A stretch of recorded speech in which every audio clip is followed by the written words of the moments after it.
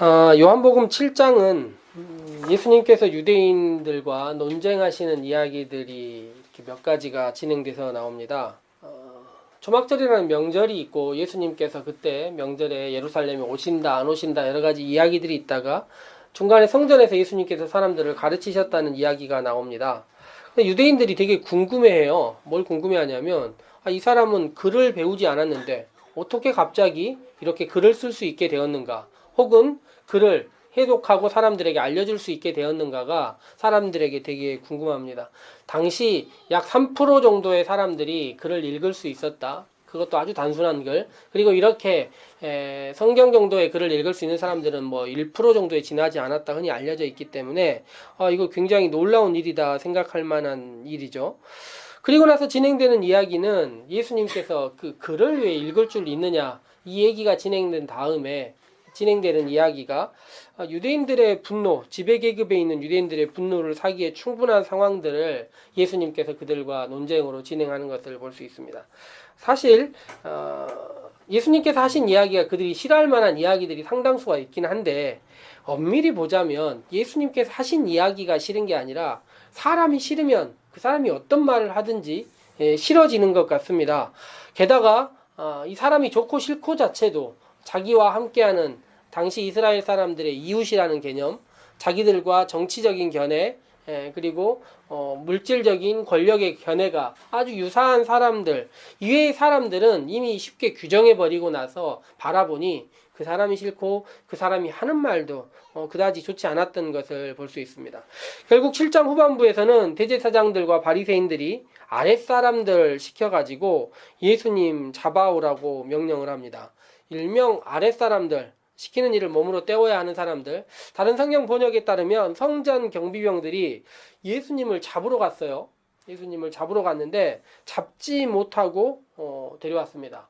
우리가 생각할 때 성전 경비병 아랫사람들이 뭐 마음이 되게 좋은 사람들은 아니었을 거라고 흔히 생각되지 않습니까?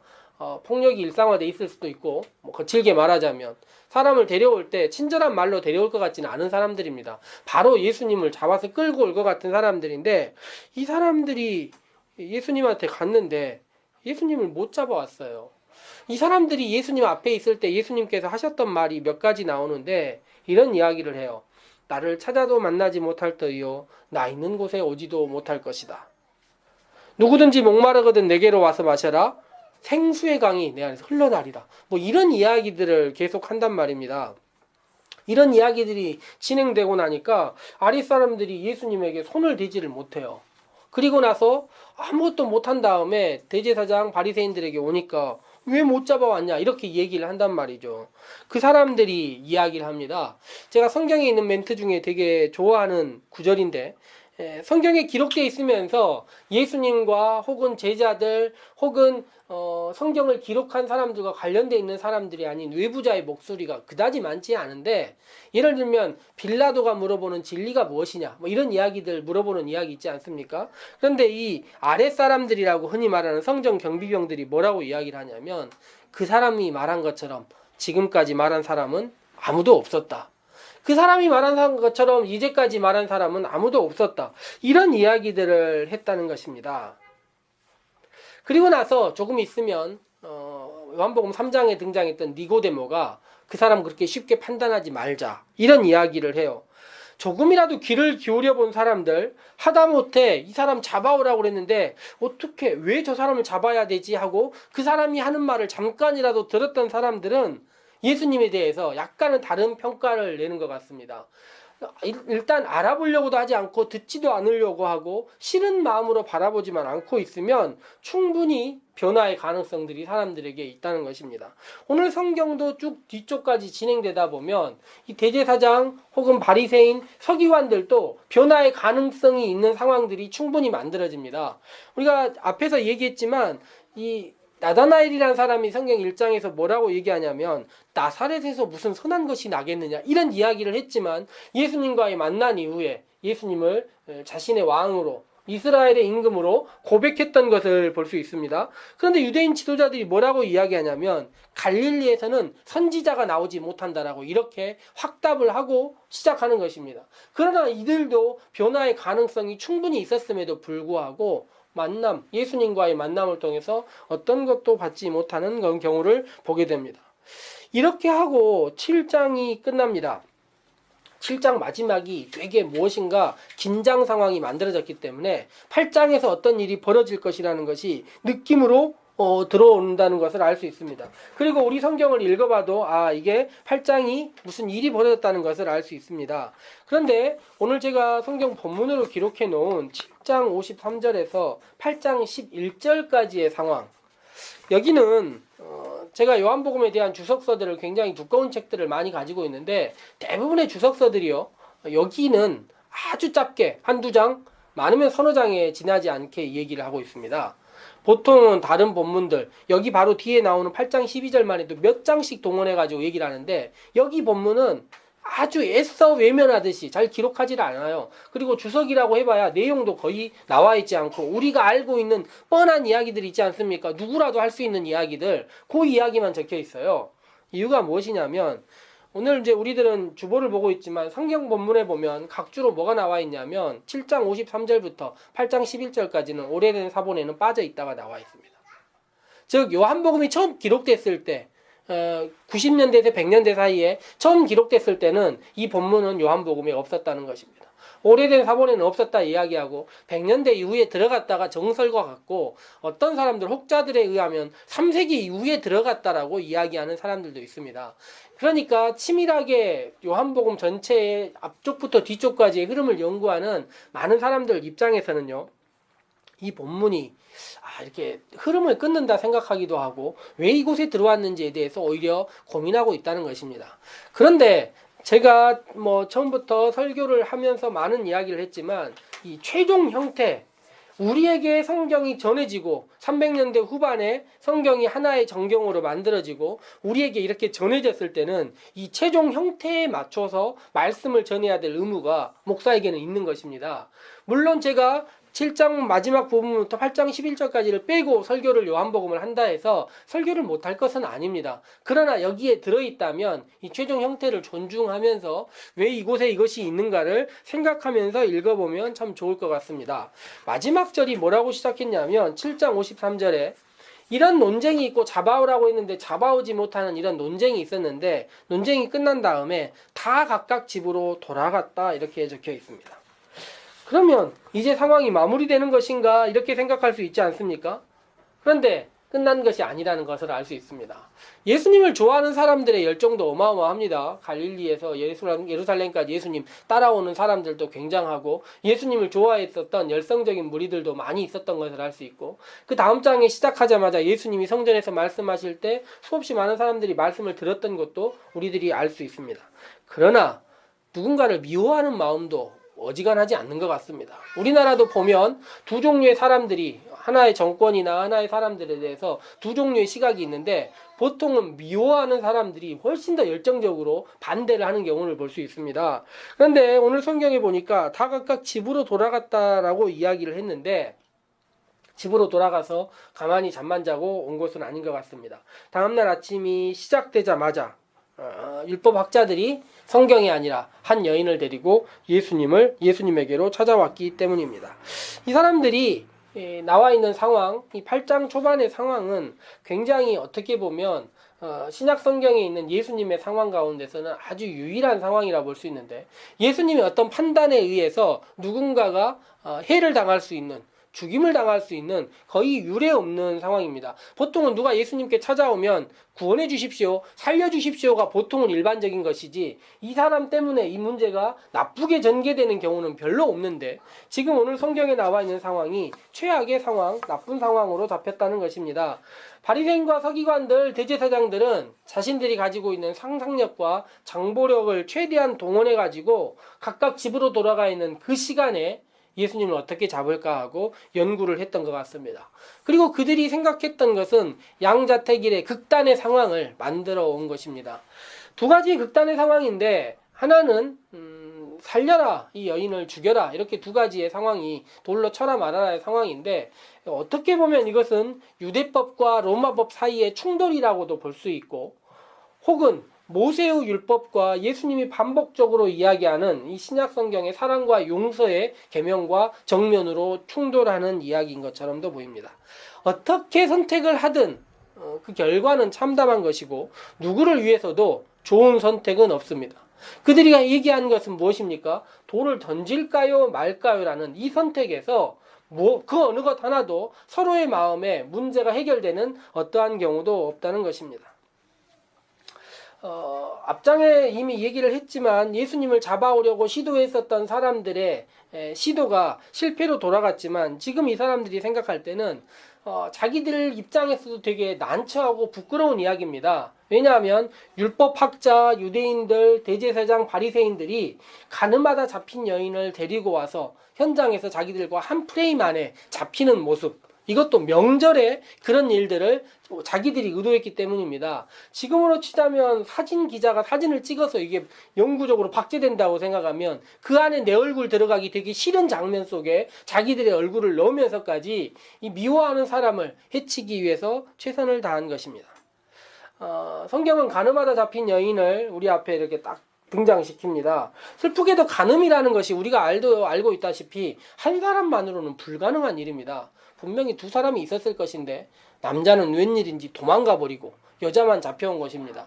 성경의 증언에 따르면 통상적으로 두 사람의 증인이 있어야 이 간음이라는 것이 인정이 됩니다. 그러니까 두 사람이 이 사람들에 대해서 문제가 있다고 잡아온 것이고 간음을 고발하는 데는 남편은 동원되지 않습니다. 지금 이 여자가 처녀가 아니었고 정혼을 했거나 간음을 했다는 것은 분명합니다. 왜냐하면 이스라엘 법에서 처녀는 간음죄가 속하는 것이 아니라 그냥 돈 내고 결혼을 해버려야 되는 강제 구원의 상태에 있기 때문에 정혼 아니면 결혼의 상태에 있는 여자인 것이 분명하고, 어쨌든 남편 빼고 두 명의 사람이 이 사람을 지금 간음을 현장에서 잡았다고 데려왔다는 것입니다. 여인의 상황을 애써 구구절절히 묘사할 수는 있지만 사실 제 능력이 아름답게 묘사할 능력이 없고, 또 애써 비난하고 너무 나쁜 여자다 이렇게 말할 상황도 아닌 것 같고, 애써 포장하고 싶은 마음도 없지만 사실 이스라엘 사람들 모두가 애써 광야의 시절을 추억하며 초막절이라는 절기를 지내고 있는 상황에서 자신의 욕망에 충실해서 타인의 가정의 파괴에 어쨌든 동참한 여인이니 유대인들의 계략에 빠졌다 하지만 이 여인을 또한 동정할 상황도 그다지 아닌 것은 분명해 보입니다. 그렇다고 해도 우리가 알다시피 이 문제의 이 여인 때문에 예수님이 발목을 잡히게 생겼다는 것이고, 용서를 이야기하고 사랑을 이야기하는 예수님과 구약 성경의 율법들을 무척 소중히 여기는 예수님 사이에서 어떤 문제가 해결될 것인가, 어떻게 문제가 해결될 것인가는 사실 우리 입장에서도 이런 상황들을 만났다면 무척 궁금할 수밖에 없는 것입니다. 우리가 잘 알다시피 여기에서 예수님께서 이 문제를 간단하게 솔로몬의 명판결처럼 해결했다는 것 우리 모두 알고 있지 않습니까? 솔로몬이 그 여인 두 명이 아이 하나 데려왔을 때 어떻게 해결할까요? 물었더니 얘를 잘라라 얘기를 했더니 간단하게 해결됐습니다. 여기 성경도 보니까 예수님께서 한마디를 하세요. 뭐라고 얘기를 하십니까? 죄 없는 자가 돌로 쳐라. 이 얘기를 딱 하니까 사람들이 홍해바다 갈라지듯이 싹 사라져 버렸다는 것 아닙니까? 근데 제가 이제 성경을 이렇게 곰곰이 잘 읽다가 우리 성경을 읽어보면 이런 구절이 있습니다. 구절에 양심의 가책을 느꼈다라는 구절이 있는데, 공동번역이나 새번역을 보면 이 단어가 빠져 있어요. 그리고 오래된 정본에도 양심의 가책이라는 말은 없습니다. 그러니까 이제 이게 후대에 나와 있는 사본 중에 양심의 가책이 들어있는 사본을 우리가 택한 것인데요. 어떻게 보면 이 말씀을 듣고 양심의 가책을 느껴 어른으로부터 젊은이까지 모두 빠져나갔다 이렇게 적혀 있어요. 죄 없는 자가 돌로 쳐라. 그런데 이 이야기를 읽다가 제가 그런 생각이 들었습니다. 지금 이곳에 왔던 유대인들, 바리새인들, 대제사장 혹은 많은 사람들이 극도로 흥분해 있는 상태예요. 다 아시겠죠? 지금 어떻게든 잡아야 되고 여자 한 명이 있고 지금 상황은 모든 사람들이 저 명절에 찾아와가지고 극도의 흥분해 있는 상태입니다. 그런데 예수님께서 너희 중에 죄 없는 자가 돌로 쳐라 한마디 하면 갑자기 흩어지듯이 싹 흩어질까요? 저는 무엇인가 더 있지 않았을까 하는 생각으로 본문을 살폈습니다. 그랬더니 곰곰이 살펴보니 예수님께서 그 말씀을 하시기 전에 손가락으로 땅에 무엇인가를 쓰셨다 이렇게 적혀 있습니다. 우리 유하나 애들이 의성이나 의진이가 낙서하듯이 예수님께서 그냥 낙서를 했을 거라고 우리가 상상이 되십니까? 바닥에다가 그냥 글씨 쓰고 그냥 답답한데 그냥 그림이나 한번 그려보고 이러고 있었을 거라는 상상이 드십니까? 아닐 것 같다는 생각이 들지 않습니까? 예수님께서 너희 중에 죄 없는 자가 먼저 돌로 쳐라라고 이야기한 다음에 또 그 다음에도 예수님께서 글씨로 뭐라고 쓰시는 거예요. 그러니 이 예수님의 행동 하나하나가 의미가 있다고 생각하고 바라보고 여기서는 이제 상상력이 많이 동원돼야 되는 것인데 이건 뭐 주석도 뭐 그렇게 얘기하는 경우도 없고 누구도 설교에 그렇게 얘기하는 경우도 없지만 저는 이 가운데 말이 있기 전에 앞에 바닥에 글씨를 쓴 것, 뒤쪽 바닥에 글씨를 쓴 것 이게 하나의 퍼포먼스, 하나의 일이다 이렇게 생각을 해보는 것입니다. 그렇다면 첫 번째 예수님께서 바닥에 무엇을 쓰셨을까요? 사람들이 어떻게 해야 됩니까? 라고 이야기를 했을 때 어떻게 얘기를 하는 것이 사람들의 마음 가운데서 이 문제를 해결할 수 있을까요? 저의 상상, 저의 생각은 이렇습니다. 예수님께 이렇게 시험하고 고발할 조건을 위하여 물어봤을 때 예수님께서는 구약의 율법 중에 간음보다 위쪽에 있는 율법들을 하나하나 써보셨을 것 같습니다. 예를 들면 십계명에 있는 앞쪽의 계명들을 하나하나 써보셨을 것 같습니다. 바닥에 하나님의 이름을 망령되이 부르지 말라. 안식일을 거룩하게 지켜라. 내 부모를 공경해라.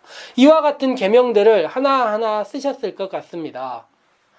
우리들은 이미 7장에서 아까 이야기한 것처럼 예수님께서 글을 알고 있다는 것을 충분히 알고 있습니다. 유대인들이 이 사람은 어떻게 글을 알지라고 이야기한 것을 봐서 예수님께서 충분히 여러 가지 글씨를 쓰실 수 있었을 것 같습니다. 사람들이 모두 예수님이 써놓은 글씨를 그 상황에 볼 수밖에 없지 않습니까? 그 율법들 가운데 자기들 또한 그 율법을 어겼다는 것 사람들이 알고 있습니다. 우리들도 여기다가 아무도 얘기하지 않고 무엇인가 몇 가지 규칙들을 잘못한 것들을 예를 들어 적었다고 생각해 봅시다. 거룩하게 살아라. 안식일을 올바로 지켜라. 예를 들면 사는 사람에게 나쁜 말 하지 마라. 이런 이야기들을 쭉 적었을 때 사람들의 마음 가운데서 어떤 생각이 들 것 같습니까? 아, 저런 이야기들이 우리도 잘못할 수 있지라고 생각하는 것입니다. 그 다음에 예수님께서 뭐라고 이야기를 하십니까? 너희 중에 죄 없는 자가 먼저 돌로 쳐라. 이것과 나와의 만남의 지점이 어디서 나타날까요? 오늘 이 공간에 아까 예수님의 성경 말씀에 예수님과 함께하는 이 공간 사이에 두 종류의 사람들이 있습니다. 자세히 보면 예수님의 말씀을 듣기 위해 먼저 와 있는 사람들 한 무리가 있어요. 그리고 예수님을 고발하기 위하여 와 있는 무리 두 종류의 무리들이 있습니다. 즉 좋아하는 사람과 싫어하는 사람들 모두 있지만 이 사람들 모두의 공통적인 베이스는 무엇이냐면 모두 다 죄를 짓고 살아가고 있는 사람들이라는 것입니다. 그리고 이 여인과 모두 죄를 범하고 있는 사람들의 유일한 차이는 무엇이냐면 여인은 고발당했고 고소당했고 여기 있는 모든 사람들은 고소당하지 않은 것뿐이라는 것입니다. 현행법으로야 고소당함과 고소당하지 않음은 엄청난 차이가 있다고 말할 수 있습니다. 고소당하지 않으면 어떤 죄를 범해도 문제가 없기 때문입니다. 그런데 우리가 신앙의 법으로 하나님께서 우리를 보고 계신다, 하나님을 믿고 있는 사람들의 마음에서 생각해 보자면 누군가가 나를 고발한 것과 하나님이 나를 알고 계시는 것의 차이는 하나도 없다고 말할 수 있습니다. 즉 적어놓은 글귀들과 이 여인과 나와의 관계가 별로 차이가 없다는 것을 모두 알고 있다는 것입니다. 그렇지만 모두 마음 가운데 어떻게 생각하겠습니까? 나는 그래도 이 여자처럼 고발당하지는 않았다. 모두 생각할 수 있지 않겠습니까? 예수님께서 저희 중에 죄 없는 자가 돌로 쳐라 이야기를 한 다음에 놀랍게도 다시 몸을 구부려서 땅에다가 글씨를 쓰기 시작하십니다. 뭘 쓰셨을까요? 저라면 제가 상상해보고 제가 고민해본 바로는 어떻게 하면 이 사람들이 이 자리를 모두 떠날 것인가를 생각해 보았습니다. 너희 중에 죄 없는 자가 돌로 쳐라 이야기한 다음에 예수님은 특정한 사람들만이 알 수 있는 공간, 시간, 장소 무엇인가를 기록하지 않았을까 생각합니다. 몇 가지 글씨만 써도 우리들은 다른 사람 모두 알지 못하지만 우리들은 알고 있는 공간들이 있지 않습니까? 예를 들면 내가 옥수역에서 어떤 일을 했었다. 예수님께서 옥수역이라는 단어를 쓰면 그것은 누구만 아는 이야기입니까? 예수님과 나만 아는 단어들입니다. 그렇지만 예수님께서 이미 율법을 쓰셨고 너희 중에 죄 없는 자가 돌로 쳐라 이야기했을 때 우리의 마음 가운데 어떤 생각이 있습니까? 우리가 모두 죄인이구나 알고 있지만 나는 고발당하지 않아서 이 여인과 다르다는 생각이 우리 마음 가운데 있지 않습니까? 그렇지만 땅에 적혀 있는 모호한 글씨들, 남들은 알 수 없는 시간과 공간과 의미의 이야기들이 예수님과 나와 그 상황 가운데서 하나의 놀라운 역사들을, 상황들을 만들어내고 있는 것입니다. 그리고 나서 알 수 있는 것이 무엇입니까? 내가 죄인이구나. 고발당하지만 않았지. 내가 모두 죄를 짓고 있구나 생각하면서 이 계명 안에서 모두 자리를 떠날 수밖에 없었다 생각해 보는 것입니다. 어거스틴은 이 마지막에 모두 떠나고 나서 여인과 예수님만 남아있는 이 상황을 어거스틴은 뭐라고 이야기했냐면 비참과 자비의 만남이라고 이야기를 했습니다. 그런데 이 여인과 예수님의 만남만 그렇게 했습니까? 사실 우리의 삶과 예수님과의 만남도 비슷하지 않을까 생각해 보는 것입니다. 고발당하지만 않았지 똑같은 삶 속을 살고 있는 우리의 신앙과 우리의 일상도 엄밀히 보면 비참이고 예수님은 그런 우리를 향하여 늘 자비롭게 다가오셨음을 생각해 볼 수 있다는 것입니다. 그리고 나서 예수님께서 이 여인에게 뭐라고 이야기를 하십니까? 다시는 죄를 짓지 말라 이야기를 하십니다. 그러나 그것이 우리는 불가능한 것임을 알고 있습니다. 예수님께서요 이미 뭐라고 아까 앞쪽에서 제가 이야기를 처음에 드렸을 때 예수님이 하시는 말씀을 듣고 나서 사람들이 이야기했다고 하지 않습니까? 아무도 예수님처럼 말한 사람은 없었다. 이유가 무엇이냐면 예수님은 원인과 과정과 결과를 모두 이야기하실 수 있는 분이기 때문입니다. 그래서 현재를 살고 있는 우리가 과거에 대해서 이야기하는 우리의 놀라움 때문에 예수님을 고백하기도 하지만 미래에 대해서 이야기하는 예수님 때문에 더욱 놀랍기도 한 것입니다. 예수님께서 우리의 미래를 알려주시는 말씀을 그 다음에 던지고 있습니다. 12절 말씀을 같이 한번 읽어보도록 합시다. 시작. 예수께서 또 말씀하여 이르시되 나는 세상의 빛이니 나를 따르는 자는 어둠에 다니지 아니하고 생명의 빛을 얻으리라. 다시는 죄를 범하지 않을 가능성이 어디에 있겠습니까? 어둠에 다니지 않는 우리의 삶, 어둠 속에 다니고 있는 우리의 삶 가운데서 다시는 죄를 범하지 않을 가능성들 무척 어렵다고 말할 수 있습니다. 그렇지만 예수님께서 뭐라고 이야기하십니까? 세상의 빛이니 나를 따르는 자는 어둠에 다니지 아니하고 생명의 빛을 얻으리라. 어둠의 삶도 우리 가운데 있지만 생명의 빛의 삶도 우리 가운데 있음을 알 수 있습니다. 주님과 동행하고 주님하고 함께하는 그 사이에서 죄를 범하지 않으려는 우리의 삶의 노력들이 일상이 되고 우리의 삶의 현실이 되고 우리 모두의 삶이 소망이 되기를 주님의 이름으로 소망해 봅니다. 함께 기도하도록 합시다.